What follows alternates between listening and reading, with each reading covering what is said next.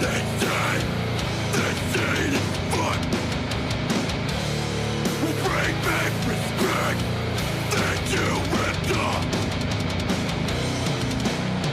So prepare, the time has come. No more fucking raising you now. Revenge! Go get rich! You want respect! They fucking earn it!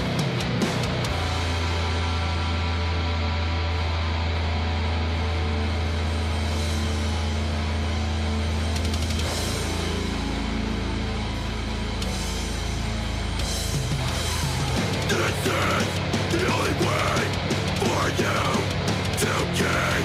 This is the only way for you to get anything. Strike a match. This scene is burning. You want respect. Fucking earn it. Strike a match. This scene is burning. You want respect.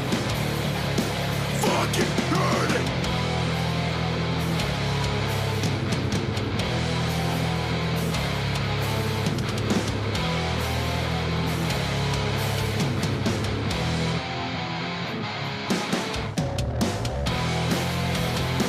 You haven't heard what we said.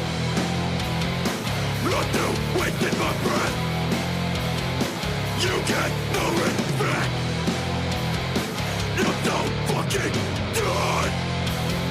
You're so sick of the shit. Catch it on your tip. You want my respect. What's up, NXT Universe? This is the Cross Country King, Bobby Mitchell here. And I just wanted to take this time to talk to y'all a bit while I'm waiting on my personal driver, Alex Bro, to show up and take me to Smackdown. That's right, folks. I am coming to Smackdown tonight to take on another NXT talent in the form of Gabe Inzane. But before I get to him, I just want to address what happened on NXT. Well, I made it pretty clear that I was going to fight the Latin assassin, Rey Sicarius, and I was going to make an example out of him. I was going to use him to send a message to Eric Silva. And I won. I won my very first match in NXT. Hooray! Anyways, I won that. And then afterwards, I proceeded to, give him a little paint job, kind of paint him up a little bit. Kind of, show Eric Silva, why you don't cross with me. And then, of course, after that, he wanted to waltz his way out onto that center stage and tried to start a brawl with me. Well, you get what you receive, bud. You were asking for a fight, I gave you a fight. Because you see, I don't need to give you a fight, Eric, if I didn't want to, but because you've made me so mad here recently, I have no choice. Because you see, I don't need this. I'm the cross-country king. I've wrestled all over the world. I have beaten countless of talents from Japan to Mexico. And I have earned every ounce of money, power, and women. I have earned it all, baby. I've done it all. But you know what? I'm putting all that aside for the moment, for this instance, because you've really crossed my line. Yes, you have. Because, hey, you lost to Walter Scott. You lost him later night. And hell, Walter put a gamble on himself like the man he is, because he put a gamble by putting his hardcore championship on the line. And you still couldn't do it. Why? Because you were under pressure. You couldn't handle it. That's why. That's going to be your weakness at TakeOver. Because you heard the commentary team. I'm the heavy favorite going into this match. So that has to put some pressure on your shoulders, knowing that, yeah, you might have these NXT people and maybe some roster people in the back to support you. But the reality is that you're not going to win because no one really believes in you, Eric. But anyways, continuing. So despite the fact you lost, which it really had me rolling because, damn, you ran your mouth and saying you're going to do this and that, but hey, you said I couldn't do it, but now you couldn't do it. So that makes us both even. Anyways, Eric, you have really... You've really ticked me off, bud. Because you see, I'm usually a cool, chill dude, but in this instance, not this time. Not this time, Eric, because then afterwards you proceeded to go on ahead and start trash talking some more on the NXT chat box. And how you didn't receive the message loud and clear, like that was some type of message. Oh boy, you're gonna regret crossing me, man. Fuck yeah, you are. Cause you see, Eric, what I'm now gonna do tonight is I'm going to beat Gabe Inzane, and then I'm gonna beat the holy fuck out of him. Oh yeah, F-bombs, baby. We going to that road, yeah! Cause you see, Eric, you're really digging deep in the cross-country king here. There's two different sides of him. There's the chill, cool, rich, powerful, and wealthy side. And then there's the other side, the maniacal, devious, bloodthirsty, hell-raising, ass-kicking side. And it's really making me so happy to know that because of you, Eric, poor Gabe Inzane. Because you see, Ray Sickers, we're not Sickers, Sicars, or whatever the freak his last name is. I went easy on him out of what little respect I have for the Latin assassin. Because it did take me 5 cross-country kicks to put him away. It took me 5. So out of respect for him, a little bit of it, I only gave him a little beating. I could have done much worse. But I gave him a little bit out of respect. But now because of you, Eric, poor Gabe Inzane, he's gonna get the ass kicking of his life. He's gonna get his ass kicked so bad. Because after I win that match, Gabe Inzane, I promise you and all those people in the audience tonight, Gabe Inzane is gonna be left in a pool of his own blood. And probably will never come back to ECW ever again after this. Because I'm gonna use whatever I want. Chairs, steel steps, barbed wire, I don't care. Hell, maybe one day, maybe I could ask to have the steel cage above us and lower it down so I can send a message to you, Eric Silva, on what's going to happen to you at NXT TakeOver Prelude to Violence. But you know what else? Gabe Inzane's not going to be the only one because we're 2 NXTs away. 2 NXTs away from TakeOver, remember? That means Gabe Inzane is just victim number 1 of the Cross Country King beatdown. Whoever my opponent is on the next NXT, same fate. Same with the other one. And when there's nobody really left anymore, Eric, these people, they won't love you for what I did to them. Because they're going to know that it was your fault that most of these people's careers have ended. That's right, Eric.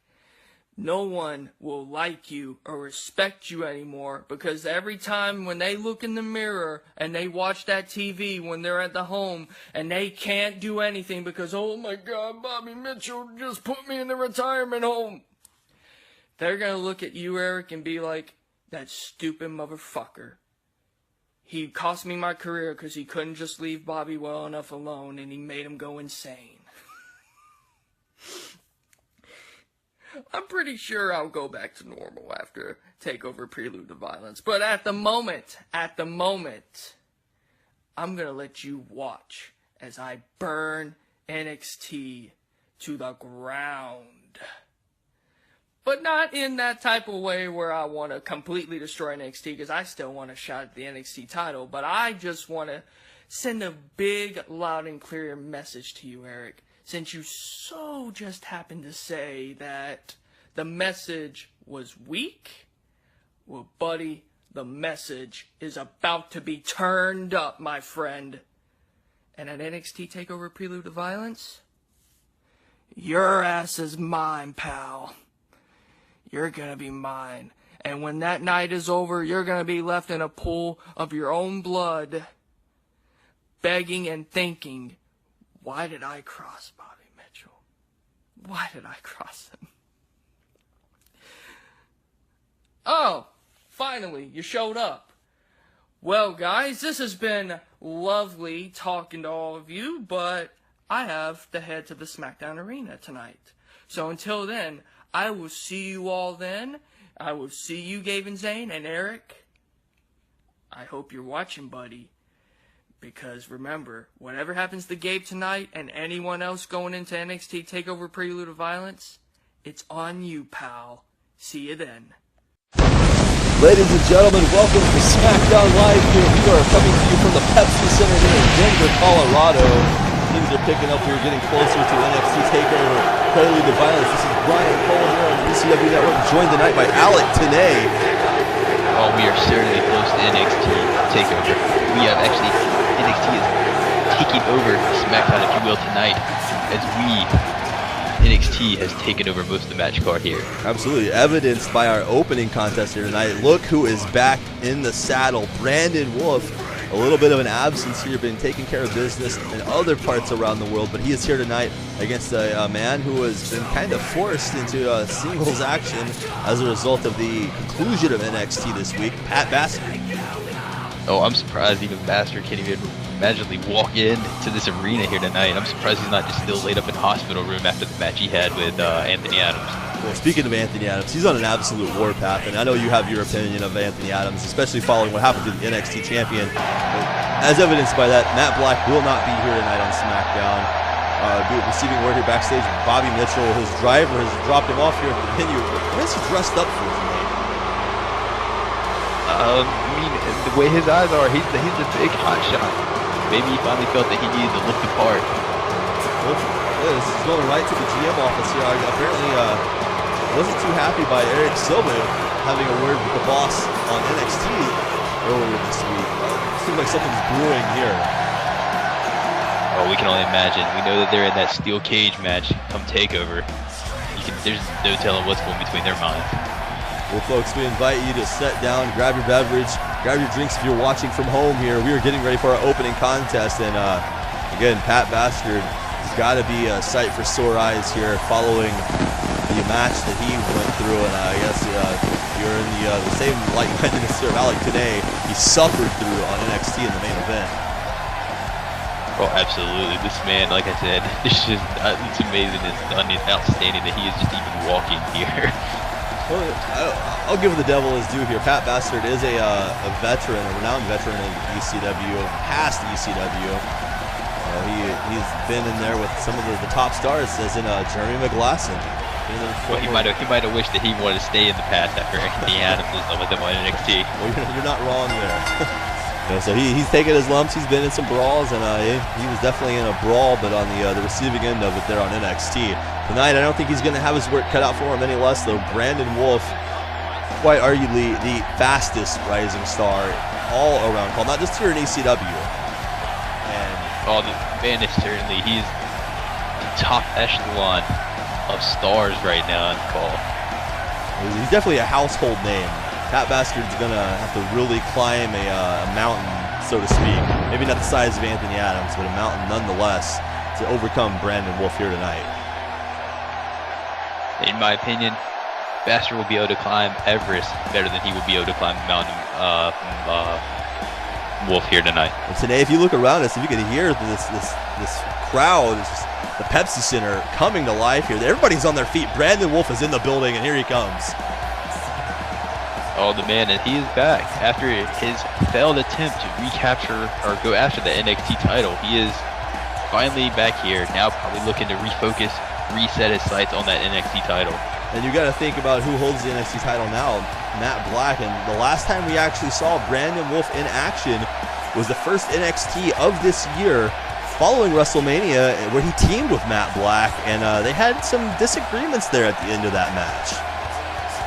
Oh, their paths have been in multiple cross paths in the past couple months, and most notably, it has seemed that Brandon Wolfe, when they've been put against each other, has always came out on top, and most notably in those 6-man tag matches and stuff. Anytime that it has always been Wolfe taking the victory in those matches. Yeah, you got to think that aside from having Anthony Adams trying to just strip the flesh off of him, so to speak, Matt Black has got to have his eye on Brandon Wolfe being back in ECW now. Oh, I got backstage word that he's not too fond of Brandon Wolfe.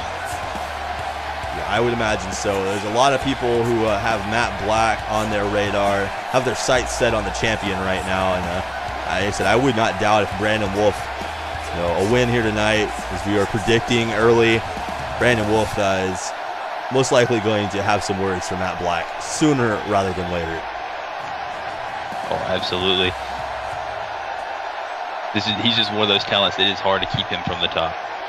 Absolutely. We saw he came back in the Royal Rumble and immediately shot himself into a title shot at Fastlane, only to be cut short there by Lewis Rivers, unfortunately. That's in the past, and we're bell ringing here. Pat Bastard trying to impose his will early on Wolfe. This is not a bad strategy. I mean, if he can gain the momentum early, he might have the better advantage in this match. Well, it's all Brandon Wolfe. Collar and elbows him across the ring into the opposite turnbuckle now. The referee's going to have to create some separation here again. These two are locked up, gridlocked, if you will. Oh! But we talked about Brandon Wolfe returning to the Rumble and having all of that momentum. But once he left, who took the reins and became the NXT champion? Yeah, you think, again, that's got to be sitting with Brandon Wolfe, that maybe if he wouldn't have stepped away there for that short period, that maybe he could have been in that WrestleMania match where Matt Black was able to gain the championship. There's a lot of things questionably that happened in that match. Pat Bastard looking for the the atomic drop here. Holds on for a second when it looks like. And Pat Bastard trying to, again, take control of this match in the early goings here. He's going to definitely have to stay on top of Brandon Wolfe. 3 times right on the ass. Like, if Brandon Wolfe's ass does not hurt after that, man. Ugh. Look at this, Wolfe exploding off that counter. Big knife edge chop and a drop kick to the temple. Well, more head damage to Pat Bastard there. Kick right to the solar plexus and an enziguri. This is the explosiveness of Brandon Wolfe. Pat Bastard is going to have to regroup here, and he stands up and throws a big elbow right back at him. That's Brandon Wolfe's MO. Quick, fast, and explosive. Very, very explosive. Likes to take to the air. Pat Bastard here, this is more where he wants to be outside of the ring. That brawling style. More comfortable outside than more comfortable on the outside than inside the ring. Wolfe here will tread things around, throws him right back across, creates that separation. Well, Bastard probably just likes being out the ring. He can probably take more liberties with the rules of where the ref can't see. Yeah, that's a good point there. You got to think that if he can get Brandon Wolfe here like this, big scoop slam on the outside, that he can definitely break Brandon Wolfe down, and it's going to be harder for Brandon Wolfe to create that space for that high-flying style of offense.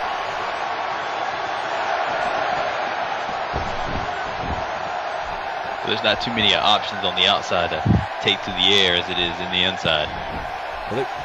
Wolfe looking for a tiger suplex, gets countered there. Still, well, I guess he is going to be able to capitalize. I was going to say, it looks like he's not even going to be able to capitalize with Brandon just taking that quick kick. Here we go. Pat Bastard shaking it loose here, getting the footwork going, and there's that combination of punches we've seen from him before. The juking and the jabbing. We're starting early, it seems like. Well, he's been able to hang with Wolfe to this point. Wolfe is the one who needs to try to turn things around now. In the turnbuckle, countered by Brandon Wolfe. But we know it's not about the short game. It's all about how you finish. See right there, Wolfe again, explosive with that arm wrench drop kick. Got him up against the ropes now. Oh, here we go, Tenay. Well, you said he likes to go high flying. I'm pretty sure that's what we're about to see. Oh, this looks like some vintage Brandon Wolfe here, up and over the ropes. The agility, almost landing on his feet there.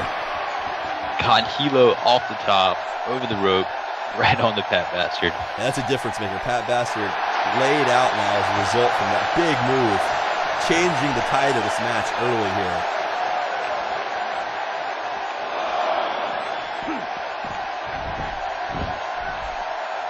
Wolfe now maybe looking to put him away. He's rolling him back in. He picks him up.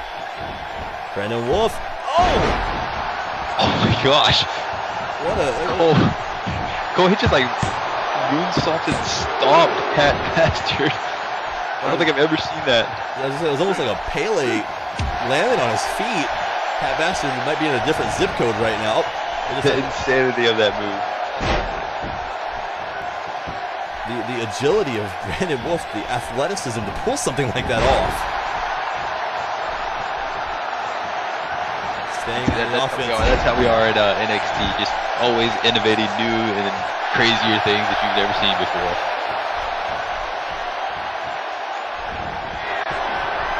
Wolfe taking a second here, going to the top. Pat Bastard trying to get up to his feet. Apparently he hasn't decided that he hasn't flown enough. Freaking flyer miles applied. Had that one scouted. Got out of the way that missile drop kick, but they're right out here in front of us now. Oh, right off the table. And again, Brandon Wolfe, oh, countered by Pat Bastard here. Oh, kicks him in the leg. Call's not too fond of them getting too close to our tables now. The past couple shows, it seems like we always lose our table here early. Yeah, we lost it at the end there thanks to Anthony Adams and Buzz Manchild on NXT. Wait a sec. Oh, big DDT there from Pat Bastard. Hooking the far leg here, and the shoulder comes up at 2.5. Oh, how about the shock of that if Pat would have pulled that off? That was close. We've seen him on, I think he put away Gabe Inzane with that not too long ago. I believe it was actually last week on NXT, possibly, or the week before that. I'm trying to recall back when that was, but Brandon Wolfe with a powerbomb over the ropes.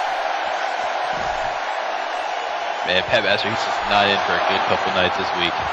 It seems like every time that he tries to get his feet underneath him here, Brandon Wolfe just cuts him off. Calling him up here, and oh my God, another dive into the ropes. Right in front of us.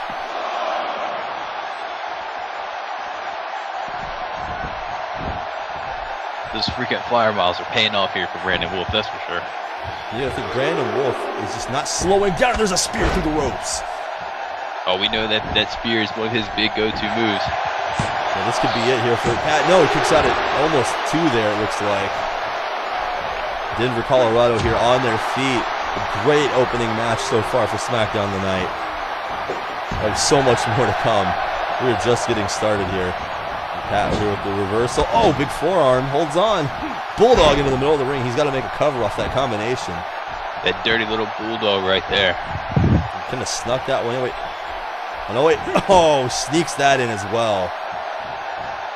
Sneaks that in. It's just a punch to the lower gut. That's all that one is. Oh, he snuck it right past. Wait. Got the foot. Wolfe still connects with the super kick. Oh, try him once. If you miss, keep on trying again. Who was that? No. A near fall there, 2 count. Brandon Wolfe needs to get back up.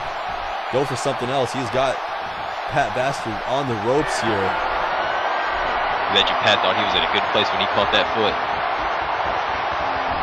Oh! Oh, Pat saw that one coming. He wasn't getting hit by that spear again. Well, that was all he needed. He's going to try to pin him here off the DDT, but he only gets a 1. But Brandon's the counter. Back and forth. These two really finding that extra gear now late into this match. That Bastard. Oh, wait. Oh no. He can put him away with this. This is a sleeper hold here. Deep into straight in the air. Just the air is going out of Wolfe. We've seen him put Dash McNasty Bones with that before, but Brandon Wolfe finds the escape hatch there and gets out at the nick of time. A lot of times with that sleeper hold, that's all you gotta do is just drop to your ass. Oh! Wolfe. Handspring ends it. Geary. blink of an eye, he connected with that at a 2 count. He had short distance that he put on and was able to pull it off. Completely impressive. And there, Brian Wolfe again, another drop kick to the shoulder. Oh, we're looking for it again. He's creating that distance. Nope, maybe look for switching gears here on Pat Bastard. So we can hear. He might be looking for the Wolf Howl. Vintage Brandon Wolfe right here on Smackdown.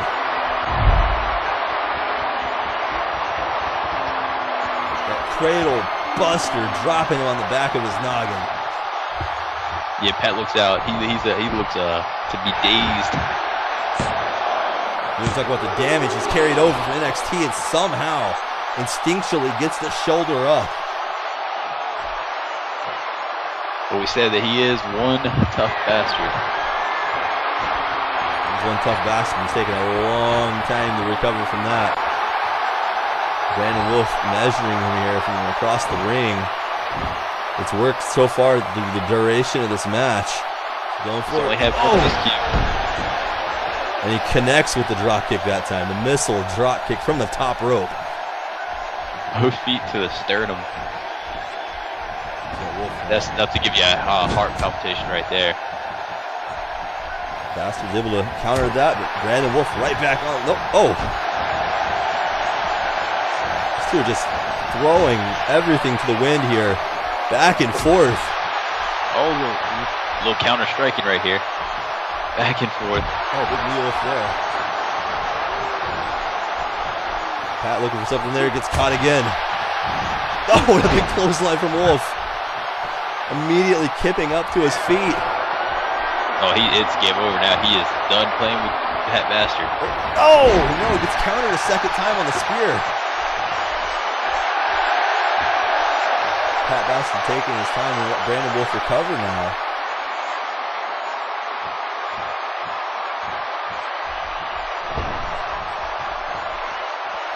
Wolfe able to get out of the way there. Stare down here. Oh, the ropes. Oh, Pat Bastard catches him off guard. Little jaw jacking. Yeah, he wasn't going to let him connect to that springboard that time, that's for sure.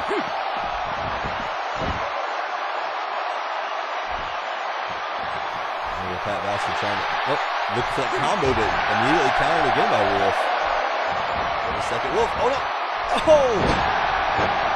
When he's hung up on the top, that's enough to take every bit of air out of you. A timely counter there by Pat Bastard.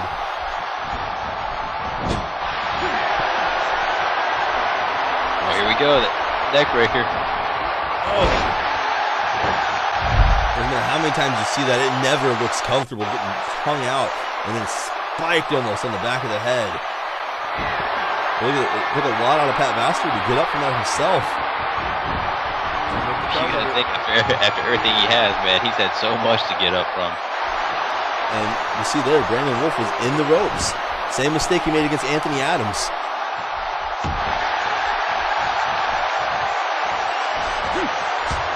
He has to know if you're using the ropes to hit a maneuver, the person normally is going to be next to the ropes somewhere along the line.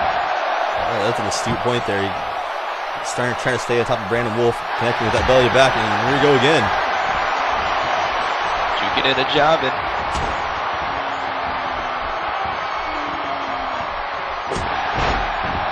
Is this going to be enough, though? He's got to stop showing off and try to make the cover here. And this is going to try to stretch out some of the damage he's taken here over the last few nights.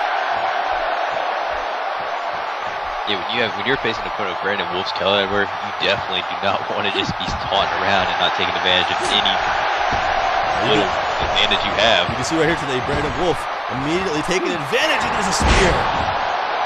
He caught it that time. He's not giving him any time to see it that way. If you can't hit it from one or two different vantage points, you got to create one, and that's what he did there. Not going for the cover. Brandon Wolfe's got a look in his eye here. Wait a second. Oh, here we go. Looking for the second one. Another Wolf howl. Oh, you have to believe this is completely him sending a message, basically saying that I'm coming back. I'm coming back for the NXT title. Well, making sure that Pat Bastard does not get up this time. 2, and that's it. Brandon Wolfe right back in the saddle, right back in the win column here with an impressive showing tonight.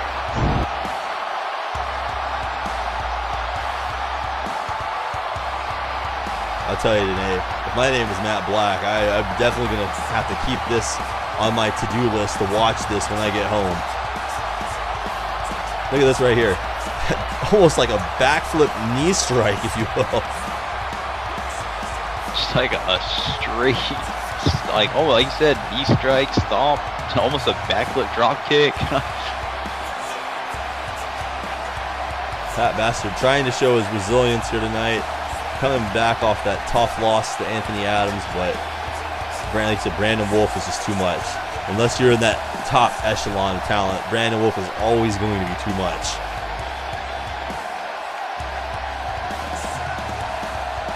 Like I said, there's so much drive and heart left in that man. If you ain't got spare 4 or 5 different tanks on you, you're not going to keep up with him. And the ECW universe so receptive. Brandon Wolfe has had such a storied history here at ECW from his wars with the likes of Ryan Asriel. And he's mixed it up with some of the very best in this company. He came in NXT, made his way through NXT, and now he's back. He wanted to come back to NXT almost to restart a new chapter of his career, and he is off on the right footing.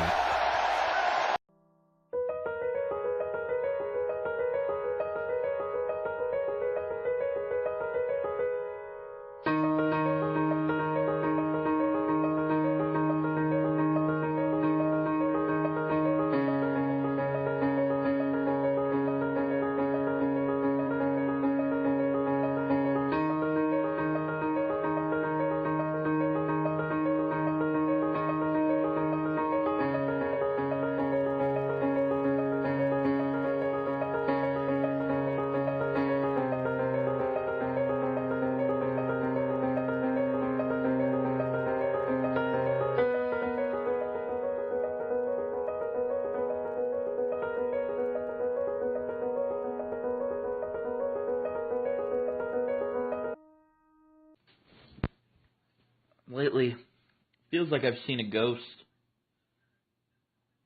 Ghost in the form of accuracy.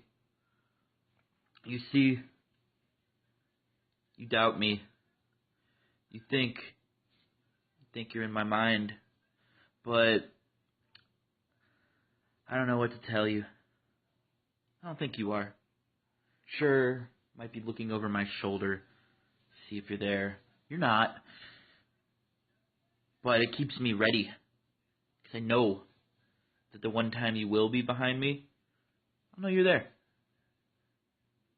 Now you want to intimidate me, telling me about how you were a special child. You didn't get to hang out with all the other kids, that you rode the retard bus to school, and that makes you crazy because you had to sit in the room where the kids ate the finger paints. Now, that doesn't make you crazy. That makes you a moron. And what makes you a moron is underestimating me. You think Call All-Stars is just going to be this real big thing where AJ doesn't know what to do. AJ doesn't know what to do. AJ's going to be so fucking dumbfounded that he can't do anything. Accuracy is going to be in his mind. Accuracy is gonna put him in the loony bin, man. That you think you have me, but I have you, Accuracy. I have you. I've been beating up all these people. I've been hurting all these people so long that it's second instinct. Now, you're with the brand. You're gonna be ECW all day, every day, and you know what? I couldn't be fucking happier. Because Call All-Stars, that's gonna be huge. You and I, we're gonna put that show on the map. We're gonna be the reason that everybody watches. Fuck all those other guys. It's gonna be you and me, Accuracy. You and I murdering each other in cold blood is going to be what everybody comes to see. We're going to make the buy rates go huge. You and I, if we're still alive, are going to have huge paychecks from Call All Stars. But you have now signed with Eldorado Championship Wrestling. You know what that means? That means that this is just a battle in an upcoming war. Accuracy. See, win, lose, or draw, and I'm gonna win. I get to see you at work the next day, and I get to see you at work the week after that, and the week after that, and the week after that. So while you're plotting up to Call All Stars, I'm plotting for 2 years down the road when I have you locked in a basement, tearing your fucking toenails off. I have plans for 5 years down the road when I'm toyfully placing your head just inches away from a speeding wood chipper. See, Accuracy, you have signed your death warrant. Because now I'm going to be around you all the time. All the time. You think it'll be done after Call All Stars? My friend, this is the beginning of a beautiful relationship. And like I said, I'm going to fuck you to death. And I'm going to learn some voodoo to reanimate you so I can keep doing it over and over and over again. See, you're not behind my shoulders anymore. You're not coming around every corner. But just know, I'll be ready when you are. And when you do, and you finally are, those lefts and rights that I throw in the dark, when I get up to take a piss because I think you're in my house, they're finally going to connect with your skull. And like I said, it's going to be beautiful. I'm Accuracy, and it's going to be forever. Well, folks, welcome back here. So we come back from our first commercial break of the evening. Brandon Wolfe headed to the locker room here after his big win. Oh, look at Bobby. Looks. Is that words of encouragement there? Bobby, maybe saying that, hey, don't worry, I'm the future of NXT. Maybe we're going to see a meeting between these two in the ring here sooner rather than later. Yeah, it's almost like Bobby was sitting there going up telling him he's almost a bigger star than Brandon Wolfe. Well, he definitely looks like he's dressed the part here. But hey, coming up next, we've got our NXT Hardcore Champion Walter Scott taking on Mike Mitchell, one of the men who was almost the #1 contender for the title. We'll see if Mike Mitchell can make an impact here. Hey, maybe Walter Scott will give him a shot at the title the way he did Eric Silva on NXT this week. Oh, so there we are. I was about to say that. I was like, I wonder if we were going to be part of a spur of the moment title event here. Yeah, you never know after what happened on NXT, but it's still to come here, folks. Still got plenty of action yet to come here tonight. We're getting ready to hear, though, from Caleb Blair, who will be in the main event tonight, so stay tuned for that. We'll be right back in just a minute. You know, there's just so many things that I don't understand in the world. I don't understand why certain political figures do the things they do to affect the world in a negative manner on purpose. I don't understand how fucking magnets work. I don't understand why it's the middle of September and there's still fucking bees flying around. But more importantly, what I don't understand is why am I facing not one, but two irrelevant people on Smackdown? If you haven't caught word of what I'm talking about, I'm scheduled to go in a triple threat match against AJ Hawkx and Riddilyn. Now Riddilyn, correct me if I'm wrong, didn't I just get done whooping on his ass on Raw?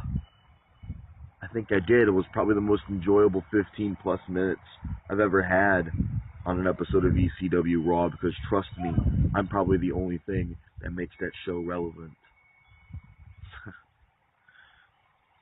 And now AJ Hawkx, I don't understand you.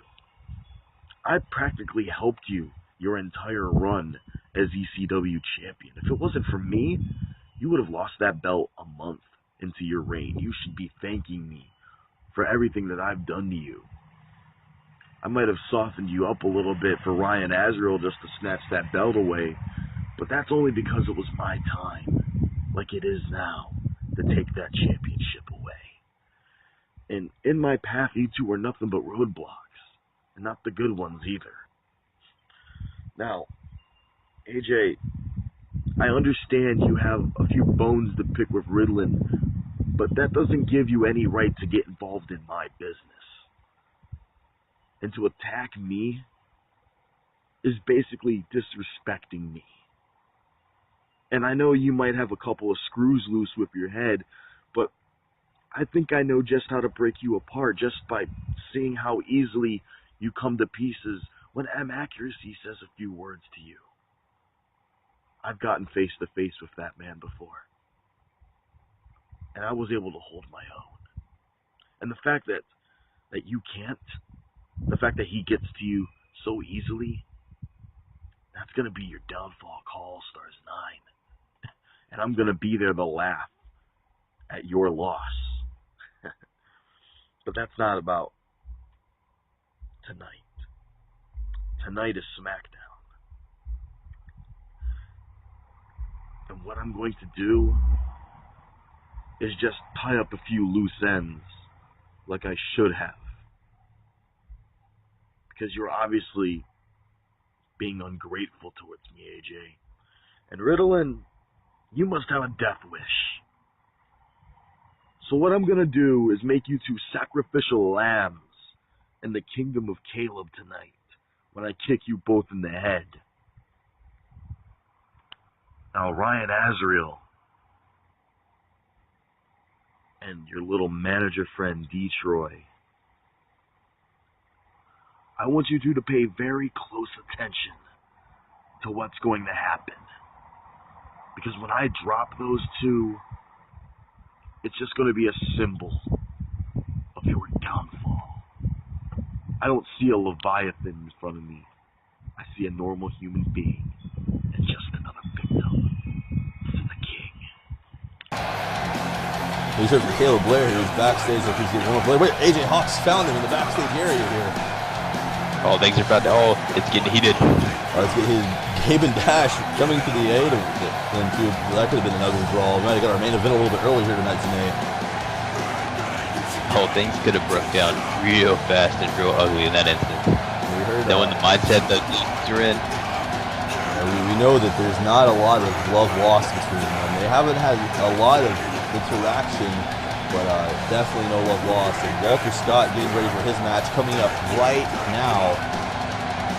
Oh, he's been begging for competition. This might be another opportunity for him. Yeah, he's been begging for that competition, but you got to think Walter Scott's also been red hot since becoming that hardcore champion. He is just itching to defend it, as we saw on NXT.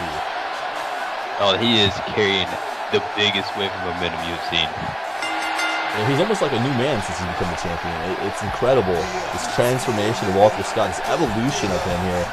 He came in, made big claims the first day he stepped in the ring in ECW, and arguably one of the hottest stars in ECW right now.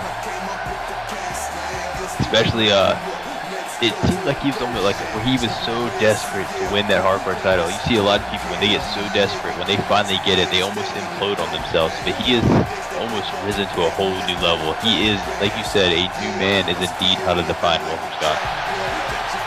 Yeah, he adds new wrinkles to his tactics, his moveset, his arsenal when he's in the ring.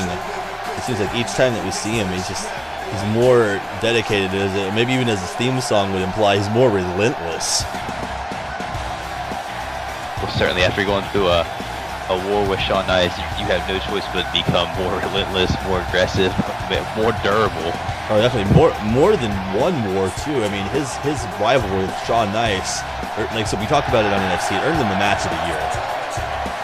And I would say it was almost if it wasn't on the polls, it was almost, to me, maybe a contender for rivalry of the year. It was very intense between these two. Oh man, when you put a man in the hospital like Walter was, you come back with a renewed aggression, a sense of intensity that people love to see. The links, that fast lane that we saw Walter Scott went to let Shawn Nice know that he was back in the hunt, that still lives with me to this day.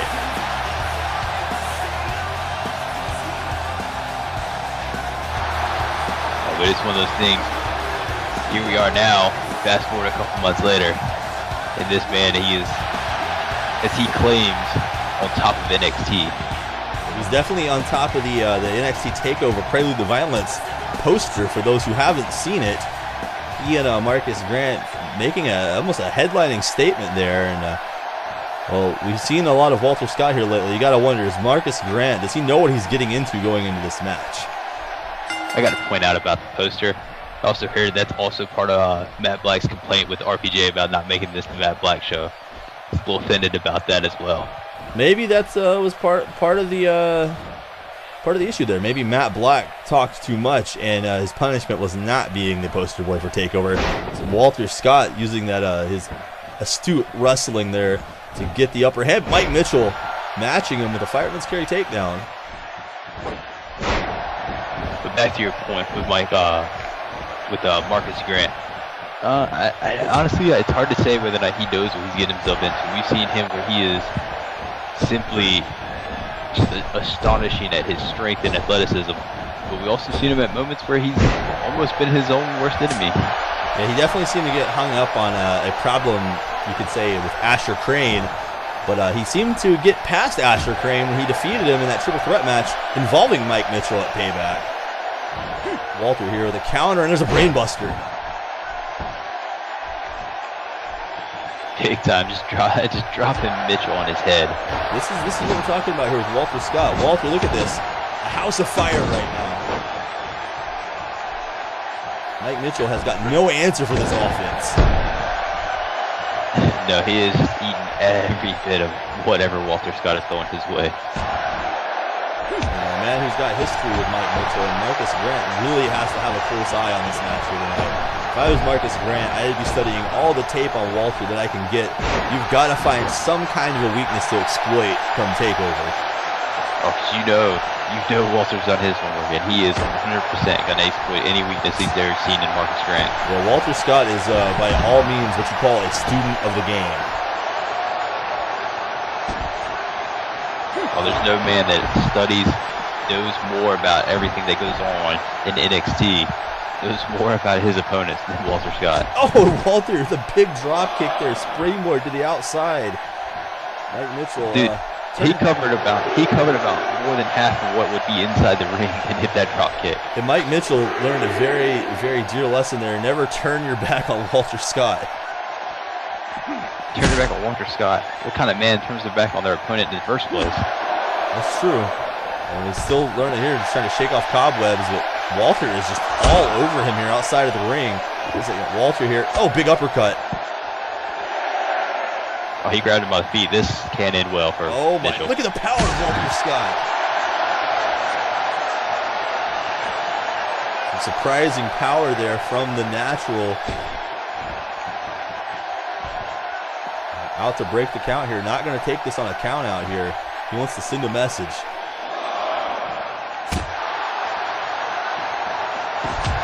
Mitchell able to recover here. And some strikes take Walter Scott down off of his vertical base. He needs to get back in the ring here, get Walter where he can possibly try to make a cover on the champion. I'll say Mitchell that's what he needs to be worried about. Just beating Walter Scott. I mean, if he gets a win here, you certainly got to know that puts him back. That really puts him back in the title picture. And look at that, Walter with another vertical leap springboard clothesline across the ring yet again.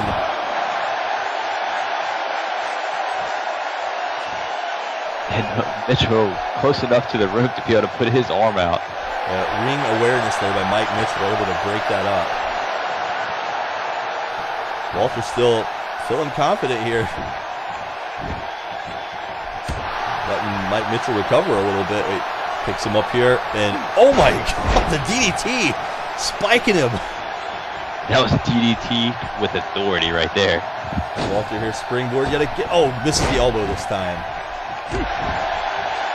Mike Mitchell needs to take advantage of this. We all know that Walter loves to throw that rolling elbow. Now the elbow taking a little bit of damage there. Oh yeah, if I'm going against Walter Scott, it's all about just applying pressure to that elbow, knocking that joint, doing anything and everything I can to make sure that he cannot use that arm whatsoever.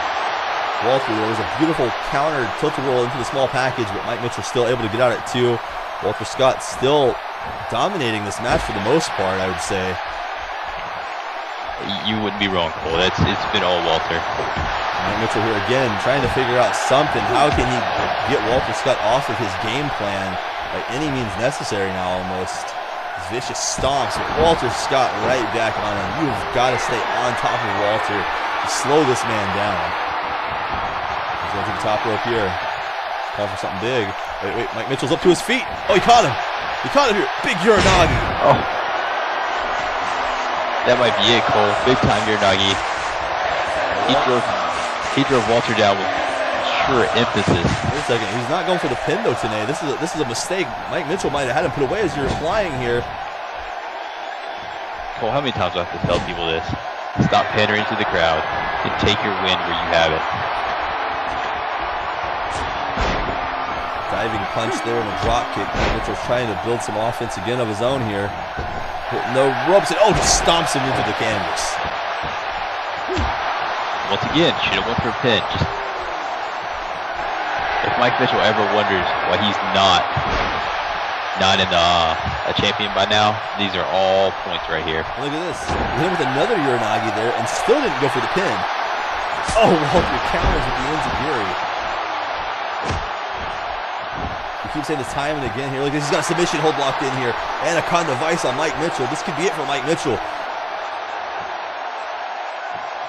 Oh, he's in there for a while. He's just grinding, just wrenching on the joints, wrenching on the neck here. Oh. Well, that's damage done, though. That is complete damage. More damage right there with that enziguri. I was going to say before the submission was locked in that he's giving Walter all these opportunities to get back. And every time Walter comes back, he doesn't just connect with 1 or 2 moves. It's like this combination right here. Look at this. Just exploding all over Mike Mitchell. Oh, Walter's fired up now. Eric Silva found out the hard way on NXT. Title on the line or not, Walter Scott, you cannot give him any breathing room. This man is a machine. As soon as he gets firing, all cylinders come at you.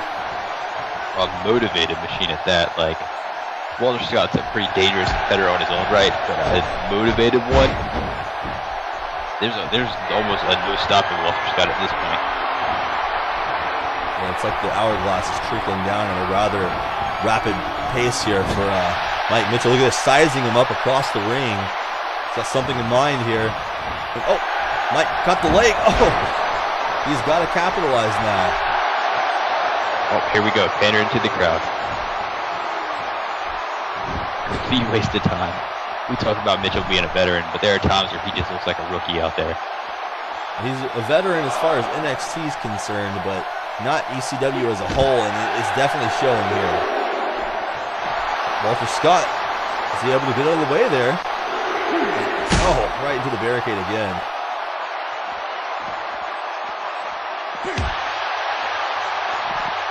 Big drop kick there from Mike Mitchell. Again, needs to get Walter Scott into the ring here. He's not going to do himself any favors keeping this on the outside and risking a count out. At least the good news is, at least he's starting to stir up a little bit more offense than he has been. Yeah, he's trying to take out that arm finally, as we talked about earlier. Oh, Walter here, though. Turnabout. You take out that arm, you don't have to worry about that elbow. And Mitchell getting back in. Walter greets him with an elbow. Giving him a taste of things to come. Oh, for the boot again. Get caught. Mitchell has that boot well scouted. He is no part of eating that. No, big suplex here to the float over, but he's in the ropes. Right, Mitchell finally makes a pin cover there, but too close to the ropes.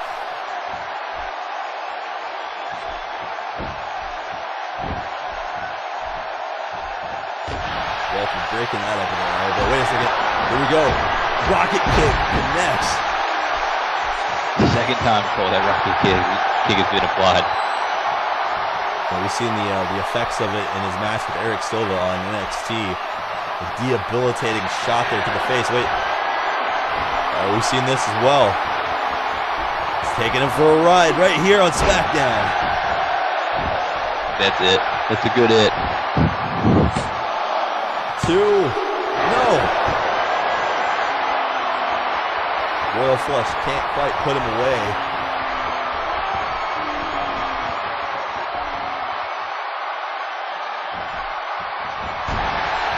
Walter is back to there. Mitchell looking for something here. Big powerbomb. Holds on for the cover. 2. Walter. Oh, but he holds on to the Boston Crab. Oh, it's a turnaround. He's got the hands clasped here. Walter able to find the escape there. Oh, Walter was quick to escape, though. He knew the damage and the dire need that he was in right there. Yeah, and unlucky for Mike Mitchell, Walter Scott knows his submissions. He knows his way in and out of them. Mike looking for something here. Springboard. And what a forearm. Make the cover, Mike Mitchell. You've got to make the cover on a move like that. It's still not. Down. Oh my gosh. Oh, just face washing.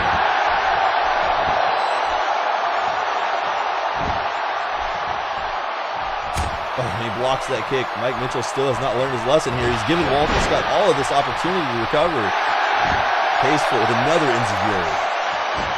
That forearm, that flying forearm, or one of the boots, looks like it caught Walter pretty good on there. Got a little bit of cut.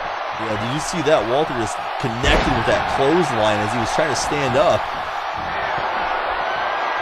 Oh, but we're definitely, it looks like, well, he's keen on hitting that elbow because all these moves now are targeting that head. Look at this. Oh! Huge springboard DDT.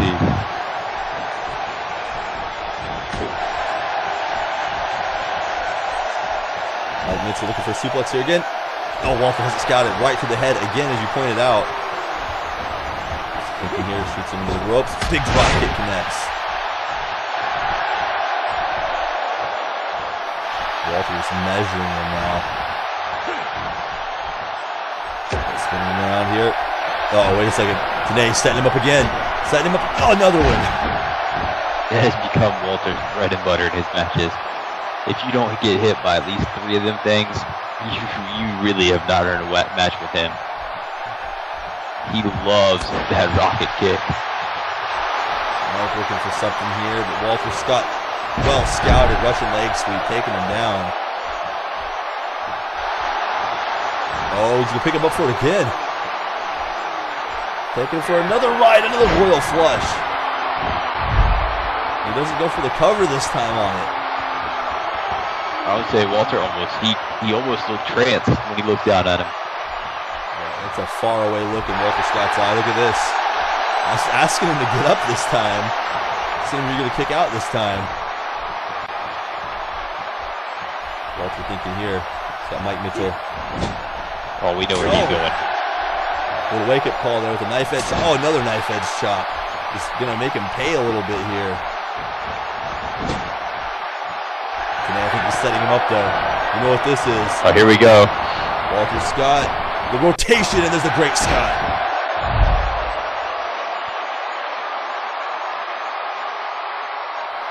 Mitchell is out. Set him up this time with the Royal Flush. There's no way he's kicking out of this.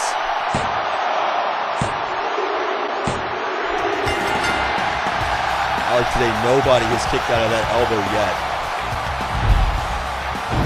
Cole, come here. Let me elbow you in the head. We'll see how well those elbows are effective. See if you kick out. It's not just an elbow. He puts all of that rotation. The Irish whip sets it up, plus his momentum, plus the rotation. There's so much physics going into that. Plus the bone-on-bone contact. There's just no way. Look at that. Out like a light. Somebody flip the switch in Denver for Mike Mitchell. It's a wrap.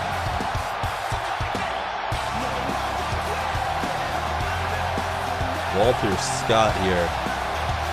Marcus Red, take a look. This could be your future. Yeah, another emphatic, another impressive victory.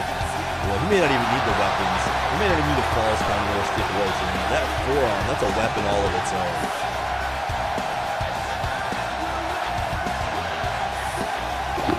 That is a look right there of utter confidence. A man who knows what his value is here in this company. Oh, absolutely, he is 100%. If you don't believe, just ask him. He'll tell you what he is. He told Eric Silva, if people looking for a fight, he's gonna give him. But wait a second. Look who it is today. The number one contender's here. Let's see what he has to say. Well, this has got to be an interesting interaction. Well, we saw what happened at Payback. Walter Scott came out and dangled the prize in his face, and then wanted to shake hands with the contender. Got a little bit of mind games with him. Marcus Grant said no way. Slapped his hand and walked out of the ring. There's a little bit of tension there, I guess you could say, between these two. They know what's at stake. Marcus Grant coming out here. This will be their first interaction since Payback. Yes, here's the thing. I don't think taking off Walter Scott, a motivated Walter Scott, is the route you want to go in, though. No, especially after he just had a pretty competitive match there with Mike Mitchell. Look at this. Marcus Grant was coming out here just kind of hogging the spotlight, if you will.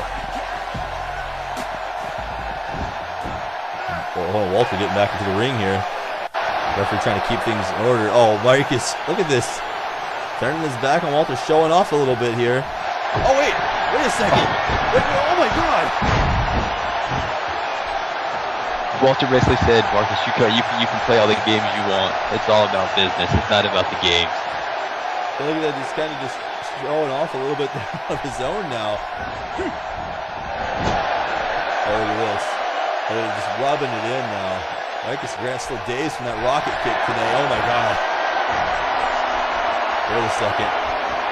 And a royal flush for him now. Like I said, don't play the games, man. Don't play the games with Walter. Walter is not done with Marcus here. He's got one more. Here we go. Oh my God. I don't think this is at all what Marcus Grant had in mind coming out to the ring here tonight. But that's what he got served. Put it like this. Walter just made the number one contender look like a joke. Today, it looks like he just mouthed to him as he was exiting the ring there, I've got your number in 3 moves at TakeOver.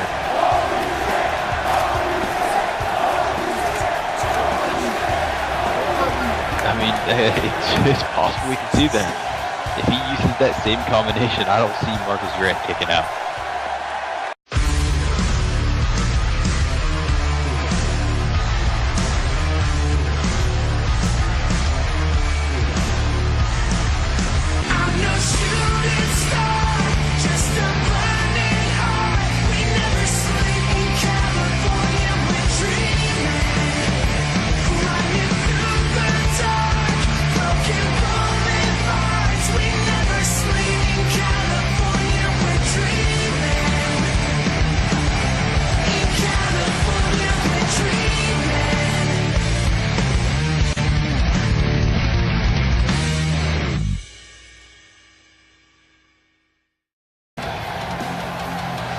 Folks, welcome back to Smackdown Live here on the air on the ECW Network. We're moving into the latter half of our program here.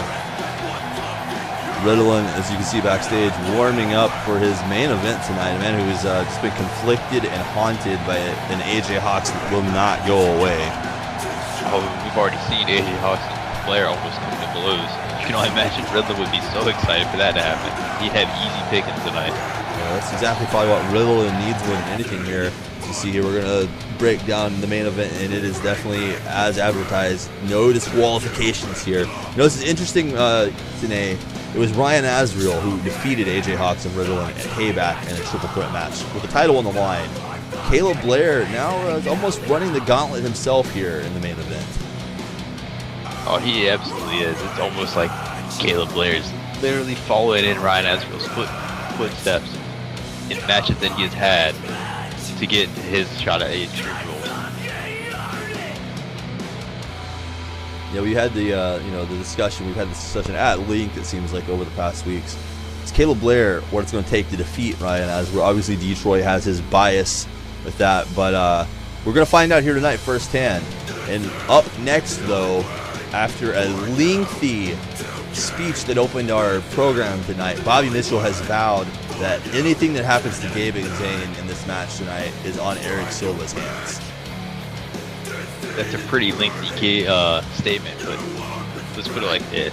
This is the most aggressive, most desperate, almost, if you will, and confident Bobby we have seen in NXT, period. And so it's going to be hard to contend with that. It is. He showed a very focused side. Some questioned his focus, but it was more focused than I think I've seen in the past when he took on Ray Sicarius on NXT this week. But we'll see if it continues to round out here as he gets closer to his destination at Prelude Violence with Eric Silva in that steel cage match. But I do have to ask you, Tenay, did you speak to him backstage? What is this that he's talking about, saying that we picked him as our favorites to win? We, as in the commentary team. I don't know. I think he is certainly reading a little too much into maybe what we say. Trying to, I mean, we've seen it. Bobby's sometimes can get a little delusional. He's into himself. There's no doubt about it. He has a big ego. So, if that's what he needs to push himself to the next level, you know what, kid, go ahead. You think what you need to think. But I'll tell you like this: we are out here. We call the matches like we see them. We may disagree. But honestly, I don't have a favorite in that match. That match it's going to be a war, and I think literally it's going to be the man who can basically get that one extra step or that one moment. That's who's going to win that match. Yeah, there's too much on the line for me to pick a favorite right now. I do like Eric Silva. I have my disagreements with Bobby Mitchell, especially when he's out here on television on the ECW Network, seemingly talking to himself like there's another person in the room with him. I don't know what that's all about. I think I'd just rather see him get in the ring and conduct his business in the ring. See, like I said, I mean, some people gotta have ego, and Bobby definitely has. He has that confidence, and that's something. I mean, regardless of what you say, talking to yourself, so whatever it is, that confidence goes a long way.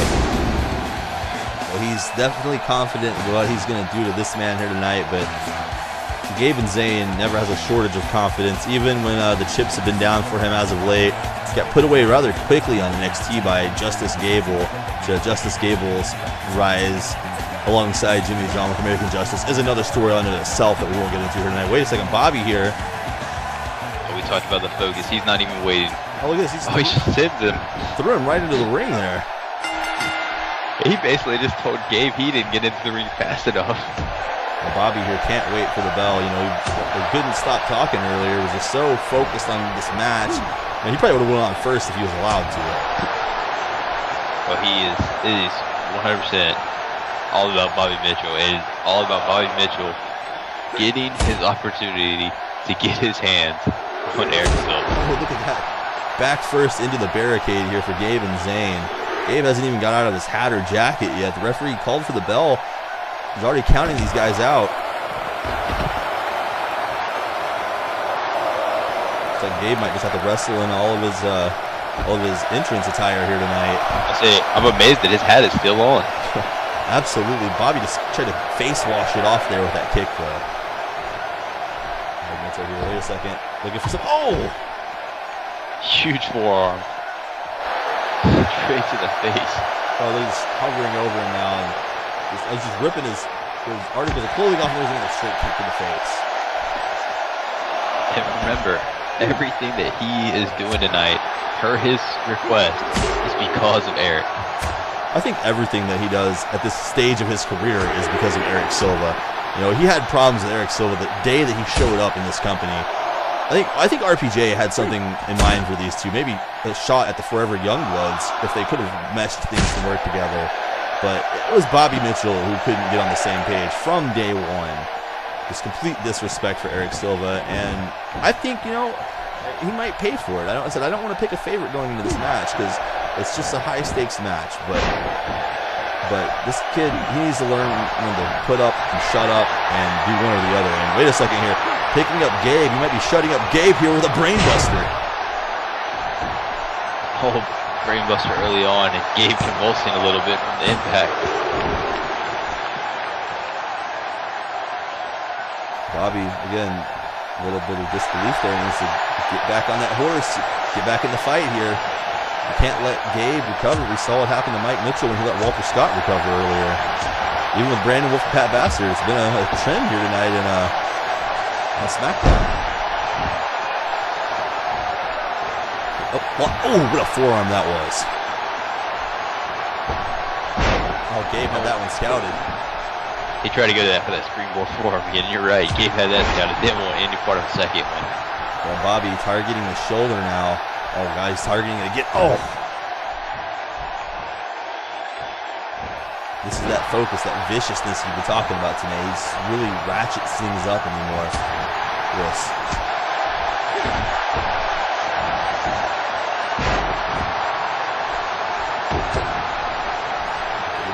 An arm wrench here after that kick.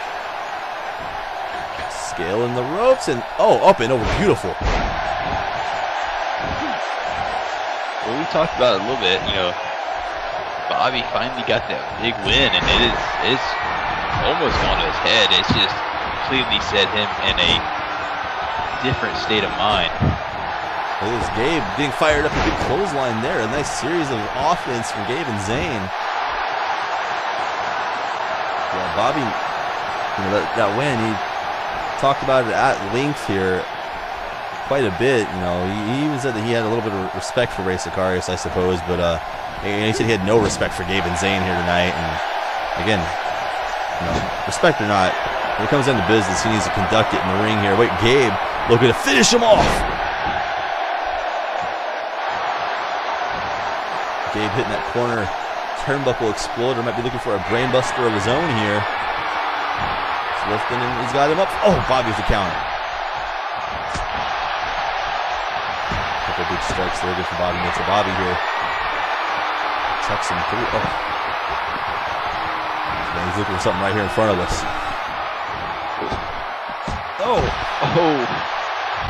all of his weight just right down on Gabe Inzane. I don't know if Gabe wanted to put his hands up there out of instinct or to break his fall, but he got all of Bobby Mitchell on that one. Tope con Giro. On the back of Gabe's head, all the way just landed on that mat. Oh my God. Oh, drops the knee right to the throat.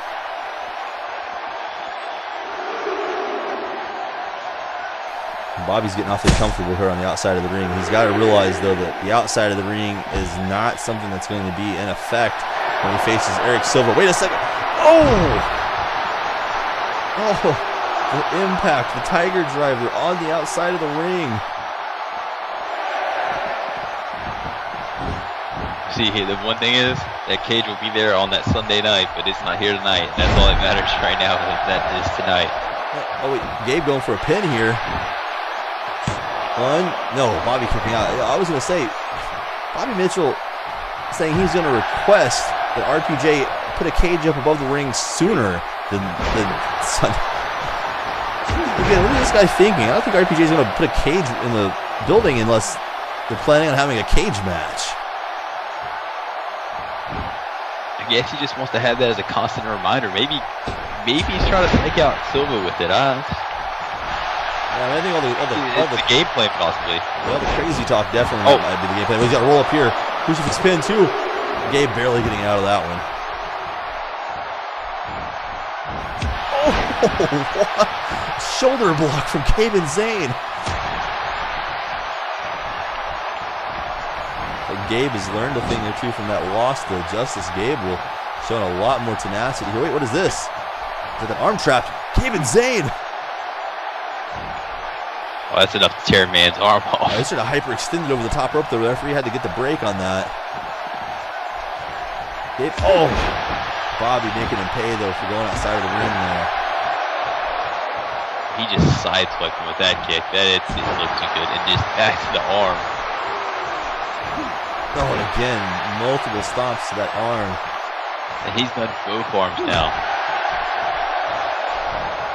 There's no prejudice to Bobby's violence right now.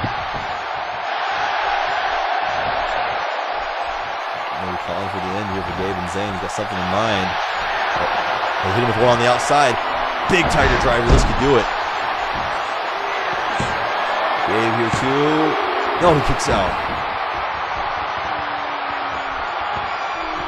I know we've talked at length, Cole, about who would come out at win, who would basically the win mean more for in that steel cage match.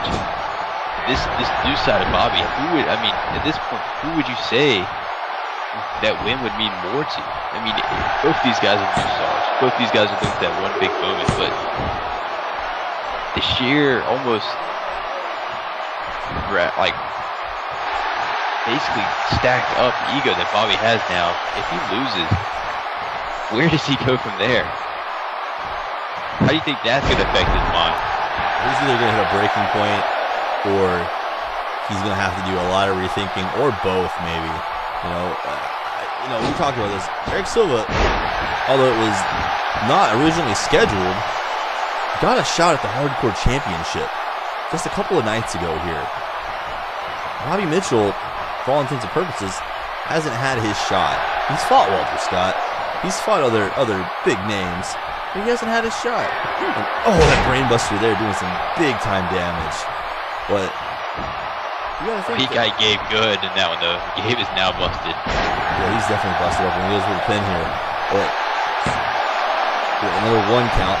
Bobby though, he has to win this. You think, especially after all the talk, Eric Silva has said his piece, but Eric Silva hasn't been making claims that he can't back up. He's won the matches. Yeah, he lost to Walter Scott, as Bobby Mitchell alluded to, so happily, I guess is the word I'm looking for. But it's Bobby Mitchell who's claiming that he's the world beater, he's the globetrotter here, that he has a chauffeur that drives him around, etc., etc. This guy's talking like he's the next big thing, and quite frankly, the ECW fans, I can vouch for them. I don't buy it. He's sizing up. Sizing up Gabe here. We're looking for that clash. He's looking for it. Oh, there it is.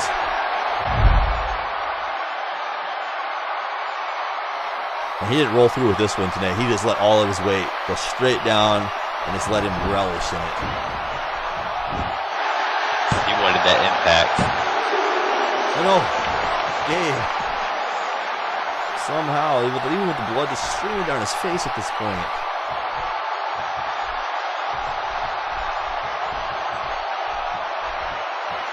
We've seen how Bobby's reacted to these things before.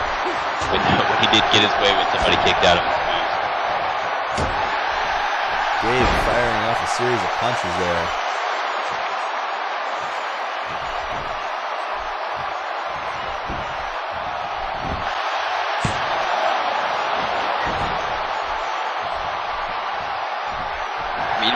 That's the flip side though. Like, let's look at Eric Silva. Like, what does the loss mean to him? Especially like being one of the fastest rising stars for him and Bobby. Him being him getting all the fans' attention. If Bobby called him cross-country kick.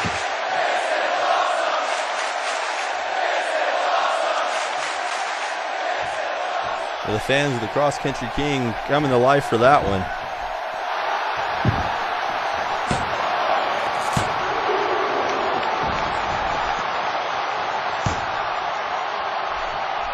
I think Bobby not happy with this. Here comes that frustration that almost pent up aggression that builds up during a match for Bobby. That happens once he gets frustrated. It's almost like a tunnel vision, like he sees red. Yeah, you gotta think, if he can't stay focused on one of these matches leading to Prelude to Violence, what is he gonna do when he's face to face with the tenacity, that resilience that the Outlaw brings to the table? Oh, it's gonna be Silva can make him pay for those mistakes.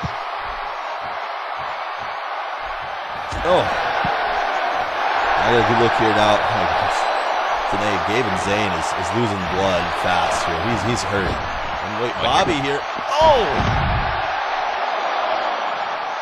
He looked for that on NXT and came up short, but he got all of it that time.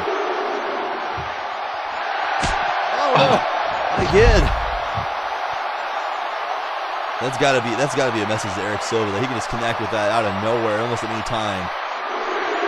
Honestly, Cole, like, if you expected that kick right then and there. No way, absolutely not. He's good, because I don't think Gabe was either. I don't think Gabe has any idea what's happening at this point in the match here. Bobby throwing him back in. Oh God, he's coming over for the table now. Damn it, Cole. We just can't have one night. One night. That's all I ask for, Cole. One night. Bobby up to a 6 count here. He needs to get back into the ring. Right here. Oh. Gabe playing a little bit of possum there, it looks like. Looking for something here. But Bobby, though. Oh my God. That was a big Enziguri. Jesus.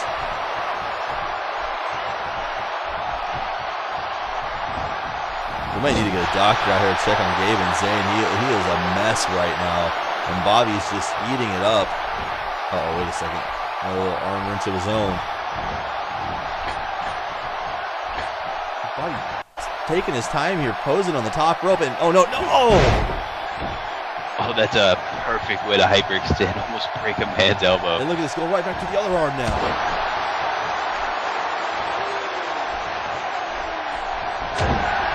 Gabe finally answering back.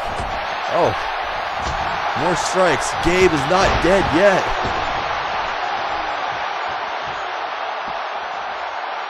Bobby here. Oh. Look at this.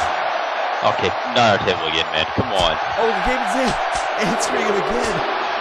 Making him pay for showing off. What a series of strikes here from Gabe Inzane. The combination connects. He has had enough of Bobby Mitchell. Oh, wait, head scissors. Look at this. This Gabe Inzane locking into armbar on the outside of the ring. You can't submit him here. I think Gabe is starting to see red, literally and figuratively here. You see it nearly being counted out. Bobby getting him back under the ropes. Oh. Springboard. Oh! All of his weight coming down with that elbow drop. Oh, Bobby is like, he's had enough. He's going to try to injure this man at this point. Another one of these big brain busters.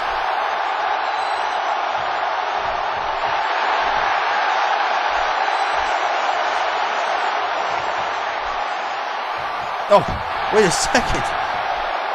Gabe Inzane. No, wait, Bobby. Oh, up and over that time. Bobby. Oh, caught him in the clothesline. Can you imagine Bobby's ego if he wins that takeover? Yeah, I would make a bold guess that if he wins the takeover, he might just start to call out Matt Black. I hate to picture that in my head. That battle of egos. Connects with another clash there. We talk about Matt Black having one of the biggest egos, if not the biggest ego in NXT. Bobby might try to just rank it right up there with him with that if he wins on Takeover. Makes the cover here off of the clash, and that's it. Well, that's a boost to his ego right there. I don't even. I said I try not to pick a favorite here, but some things are better left unspoken. This viciousness from Bobby Mitchell is the key to this match. Gabe trying to put up a fight, but Bobby Mitchell calculating victory here, doing it in a very, very emphatic fashion. Well, the same way that he basically took control and completely did with Ray Sakara. It's just that aggression, that frustration that builds up, and he just pops it completely off. Yeah, we might need to get some help out here for Gabe. He's taking a beating in this match. Bobby continuing to celebrate his victory here tonight. Oh, the head trauma that Gabe has probably suffered.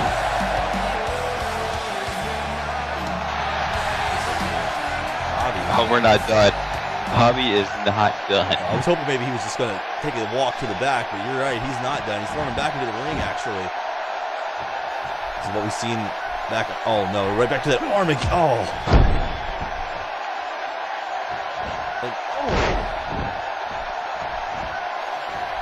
Gabe Inzane cannot defend himself here. Bobby Mitchell teeing off on him.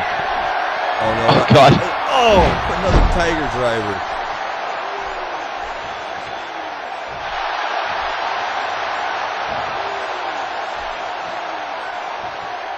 Bobby's calling for him to get up. He's making sure everybody's watching this one. There's another cross-country kick.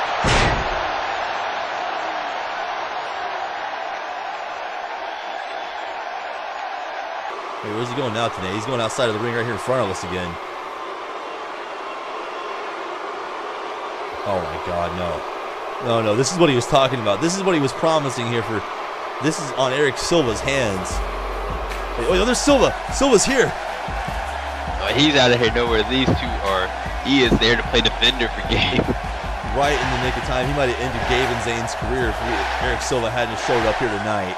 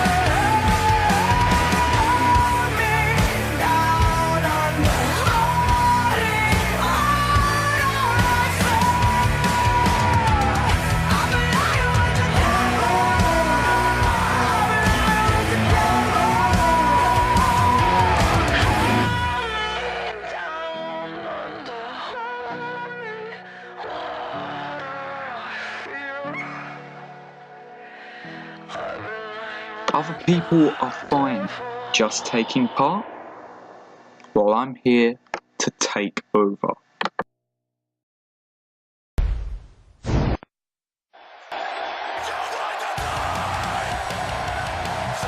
Folks, it's time for the main event here. Triple threat action coming your way on Smackdown. Riddilyn coming out first to the ring here tonight. Oh, we're about to get extreme here. All like you said before. No disqualifications, anything goes. Absolutely, and there's a lot of bad blood brewing this one. Riddilyn wants some payback on Caleb Blair for Raw, wants some payback on AJ Hawkx for nearly a lifetime, it would seem. Wait a second, AJ Hawkx? Wait. He's got a steel chair in his hand. Well, we know who that doesn't bode well for, and he doesn't even know he's coming. Oh, he's like stalking Riddilyn. He is like, it's like literally hunting his prey right now. You guys think with the music, the crowd, you can't hear anything right now. I think somebody would be pointing behind him, telling him to turn around. Wait, oh no, AJ Hawkx loading up the steel chair. Straight to the back of the head.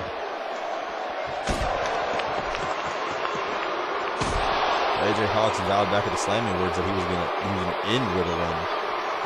That didn't go according to plan. And he tried again at payback with that pile driver through the table, but Riddilyn just will not go away. AJ just now being tormented by inaccuracy, this budding rivalry possibly with Caleb Blair.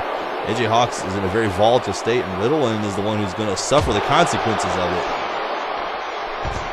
I'll say at this point, man, he's involved in so many different almost shenanigans at this point. Like, I would almost say, like, his psyche is just breaking into multiple different fragments. And he's continuing to fight here outside the ring. Caleb Blair hasn't even made it down to the ring yet for this match. The third man. Oh, kicking the leg out from underneath the Riddle, and they were freaking even stand up and going right back to that steel chair. This match hasn't even began yet. Oh, Riddilyn finally trying to get the chair out of the way here.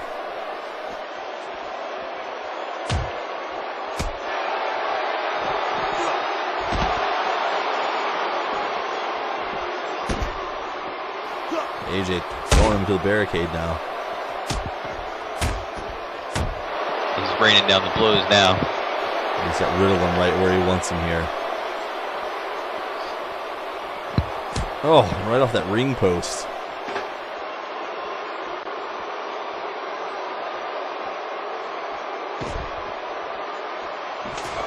Oh, chair shot. Almost similar to what we've seen at Payback. AJ tried taking Riddilyn out, and he succeeded taking him out of that triple threat match late into it.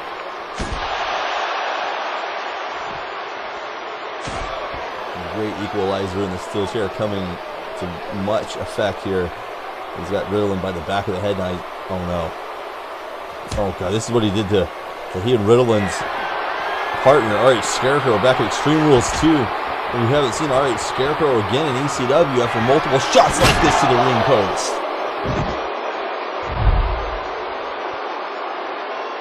Well, you might be saying Riddilyn might have his lights turned out here tonight. That might be it. Yeah, he's out. He's not moving there.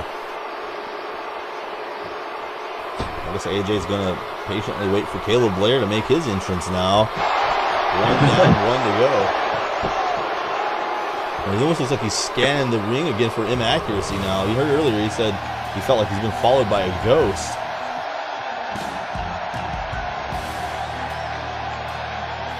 There goes Caleb Blair's music.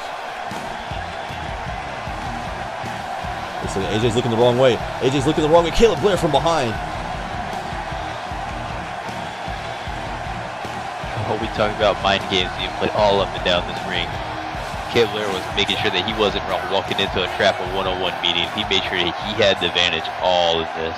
And maybe this is what Caleb Blair's going to have to do here to get the advantage on Ryan Asriel as well. Riddilyn has made his way back into this match. But Caleb Blair hits him with that Northern Lights.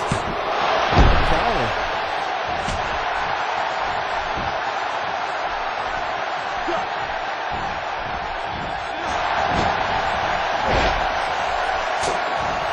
AJ and Blair now trading blows. They had you knew this confrontation had to come, especially from that backstage segment. Absolutely. AJ, the Madman Unleashed here, going right after Riddilyn as well. Looks like AJ looking for a submission now. He's got that neck lock crank here on Riddilyn. Hey, Caleb Blair's just going to let him try to submit. Oh, it's too early. Riddilyn able to fight out of that.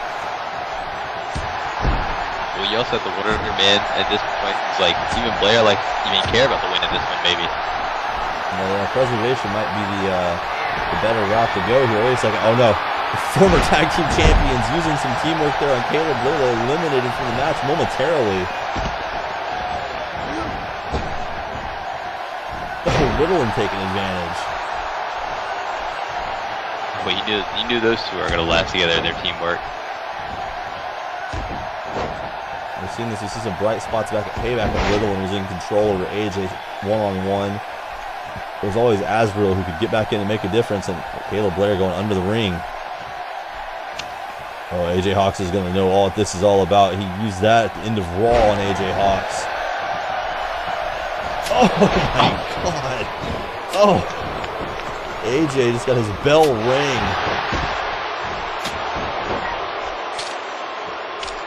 It's going to be all his lights are out now. It's going to be all legal at Extreme Rules when Caleb Blair faces Ryan Azrael for the title. Oh.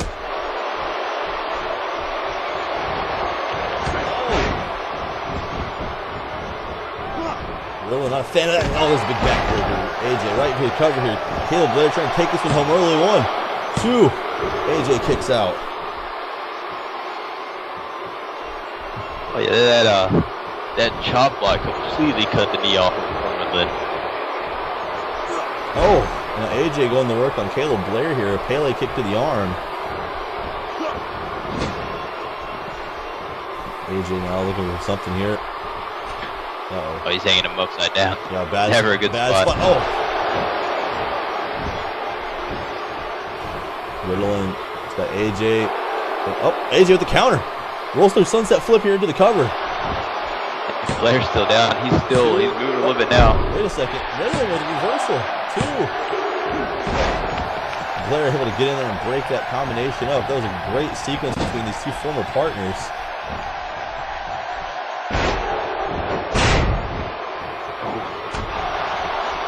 Riddilyn just got spiked. AJ up and over. He holds on. Blair decking him off of the ring apron.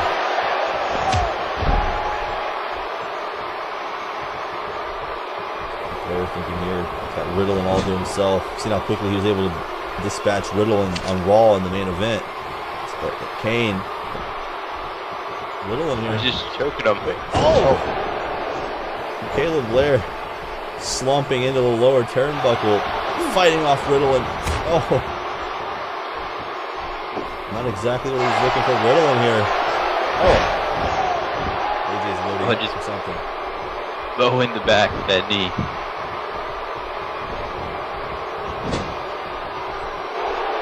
AJ, wait. Catches him like suplex. Suplex him nearly out of the ring with that one. I'll say when he caught him, he literally just tossed him with reckless abandonment. Oh, it's the chicken wing time. Chicken wing in the middle of the ring here. Caleb Blair desperately trying to fight out of this game. He's got the arms free.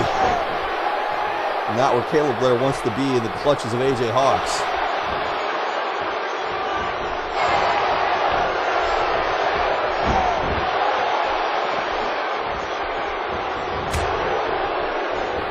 Match continuing. Oh my God.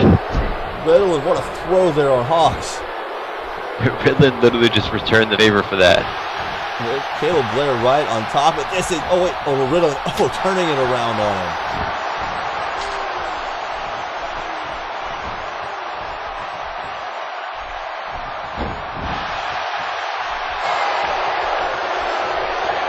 Counter here by Riddilyn.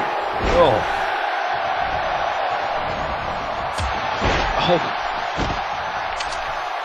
Riddilyn in firm control here. Going to tee off on AJ Hawkx now. Caleb Blair is nowhere to be found in this match, rolling over here almost out of sight on the opposite side of the ring. I guess Riddilyn lost grip on that kendo stick and had to go retrieve it a little bit. I can imagine it being a little bit slippery here. Oh, AJ taking it away from him. To get out of the way that time. Oh, wait a second. Oh, they're going back and forth with it. Caleb Blair's up. He's over here by us. Yeah, he is still chair now. As we said, great equalizer, if we will. Yeah, that's going to leave a different lasting impact than that kendo stick. Oh, but he gets turned around on him. Riddilyn. It's just a shot to the back, but he's so damaged he can't even capitalize on it. Yeah, there's Caleb Blair trying to capitalize himself. They turn him over here. Oh, AJ Hawkx trying to get involved. There's Blair. Oh! Oh! Shoulder first. Oh! Just like earlier. Oh my! Caleb Blair all over the place. A drop kick to the Riddilyn, that chop block. AJ, wait a second. Oh, we've seen the variations that he's had came up with this. Yeah, he's sizing him up here. Oh! Skull taps him there with a kick. Just that short, straight kick, almost like complete shin to the side of the temple. What is it? AJ's got Blair up. Oh, Death Valley driver. Riddilyn's out. Oh. Blair able to kick out early. Riddilyn is just slumped over in front of us. AJ taking advantage of Caleb Blair here. Wait a second. Oh, powerbomb? Oh, he connects with into the pin. Blair needs to figure out what's going on here. AJ's got a submission now. Oh, he turned it around. Blair's not even... But Blair is moving very slowly here after that combination of offense from Hawkx, the Death Valley driver, and those elbows to the bicep. Oh my God. We said slowly. It's more like he got enraged now. Oh. Riddilyn desperately looking to put away AJ Hawkx here tonight.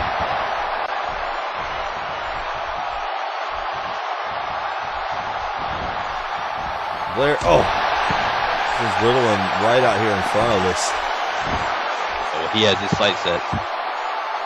And he's got one thing in mind here. Riddilyn, oh, off the announce table. I was going to say, target has been acquired, and it looks like it's Riddilyn. Oh, wait a second, back into the ring now. AJ trying to take advantage, no avail there. Caleb Blair misses the drop kick. He may have missed it, but he still caught AJ. Oh. Good night, AJ face first into the ropes. I'll say not only did he get the European uppercut to the back of the head, gets guillotined for it as well. Look at this. Riddilyn, look at the strength you're using his size against Caleb Blair, the smaller athlete. Teardrop suplexes in succession there.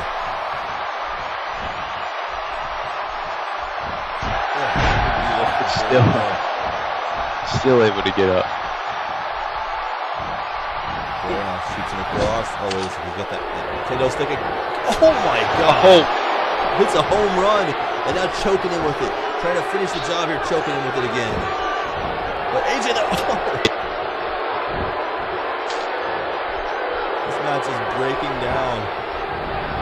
Oh.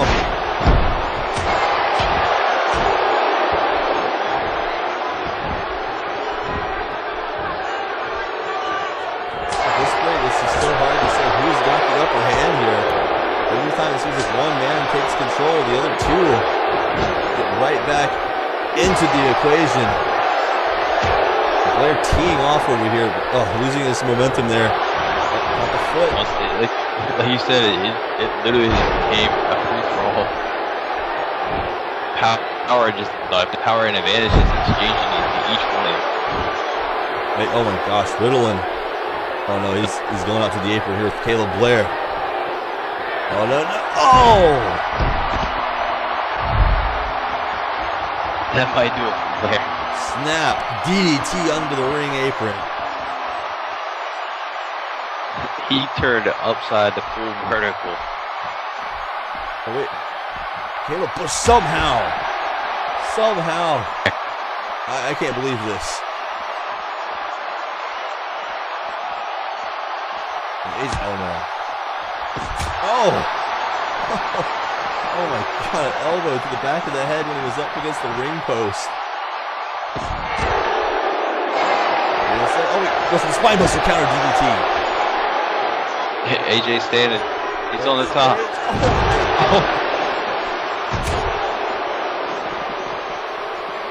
Counter. Oh boy! He really suplexed him into the ring apron there today. Caleb Blair's got Riddilyn here. Oh, we're at a point where it's literally just big move after big move. And look at this. Oh! Riddilyn is a suplex machine right now. Delivering suplex after suplex outside of the ring.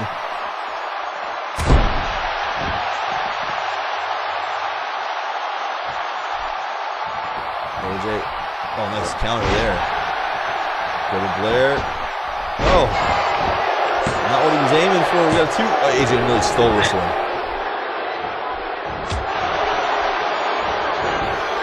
Blair. Snap here. Oh! Raking the boot across the face. AJ might be blinded for the moment, rolling out here to catch his bearings.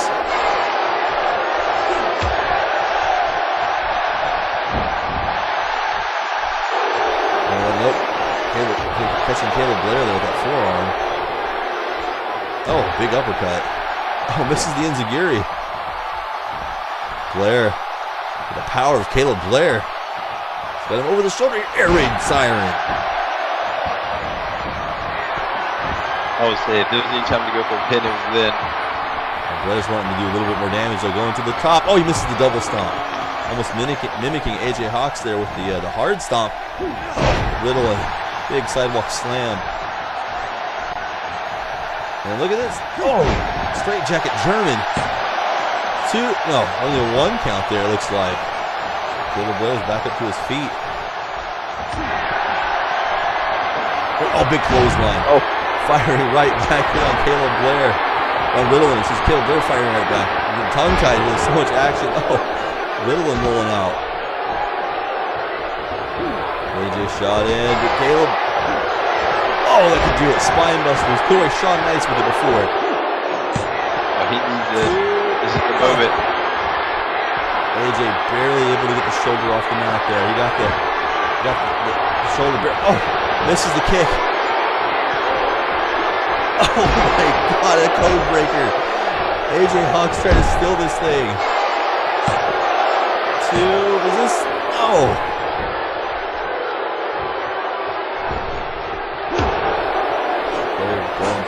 He's going for the ring steps now. This match is breaking down in the full-blown pandemonium as expected. AJ, another roll from here on Riddilyn. This match is like literally the whole entire match has been pandemonium. Riddilyn here. Is that AJ? Oh my. Oh, a brainbuster on that steel chair. My god. Oh. I'll say Riddilyn, if AJ didn't roll out, that would have been it. We need somebody to check on AJ Hawkx. It looks like his head got split the moment it touched that steel.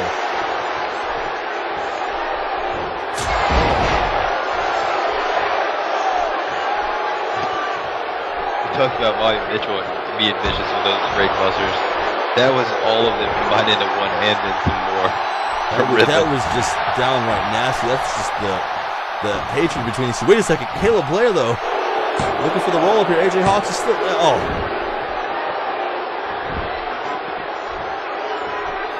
Oh, Riddilyn goes down. Steel chair to the back. Wait.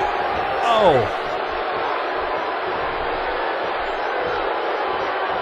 We got blood everywhere right now. Caleb Blair, AJ Hawkx both showing the battle signs here. The signs of war. Oh.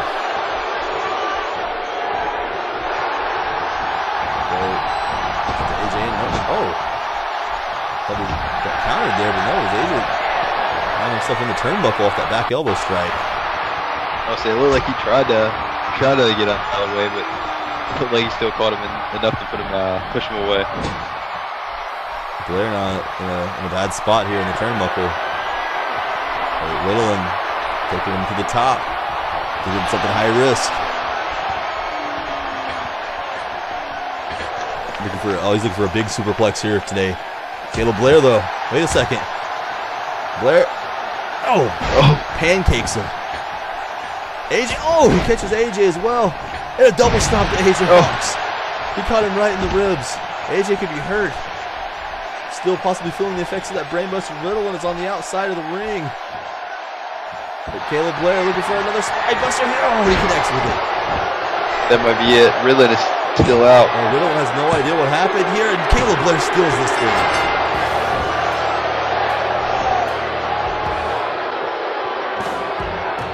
Say stealing. I don't think that's a steal. I think he just literally outsmarted everything.